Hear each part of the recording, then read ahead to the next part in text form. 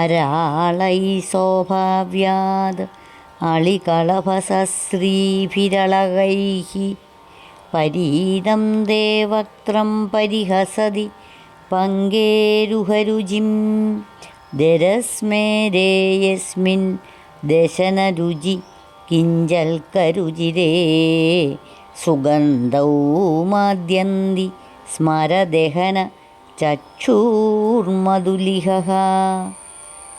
സൗന്ദര്യലഹരി ശ്ലോകം 45. ഹരി ഓം.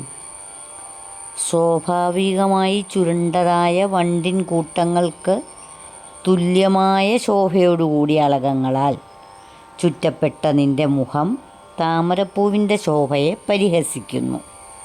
പുഞ്ചിരി കൊണ്ട് അല്പം വികസിച്ചതും ദന്തനിരകളാകുന്ന കേസരങ്ങളോടുകൂടി ശോഭിക്കുന്നതും സുഗന്ധത്തോടു കൂടിയതുമായ അവിടുത്തെ മുഖകമലത്തിൽ ശിവൻ്റെ നോട്ടമാകുന്ന വണ്ടുകൾ മതിക്കുന്നു. ദേവിയുടെ വദന സൗന്ദര്യ മഹിമയാണ് ഈ ശ്ലോകത്തിൽ വെളിവാക്കുന്നത്. അവിടുത്തെ കുറുനിരകൾ സ്വാഭാവികമായി ചുരുണ്ടതും വണ്ടിൻ കൂട്ടങ്ങൾക്ക് തുല്യമായ കാന്തിയുള്ളതുമാണ്. ഇവ അവിടുത്തെ മുഖത്തെ ചുറ്റി നിൽക്കുമ്പോൾ ആ മുഖഭംഗി താമരപ്പൂവിൻ്റെ ഭംഗിയെ പരിഹസിക്കുന്നു.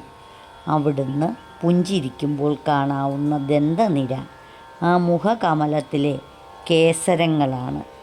സുഗന്ധമേറുന്ന ആ വദനാംബുജത്തിൽ കാമാന്തകനായ ശിവൻ്റെ നോട്ടങ്ങൾ മയങ്ങിപ്പോകുന്നു. ഹരി ഓം.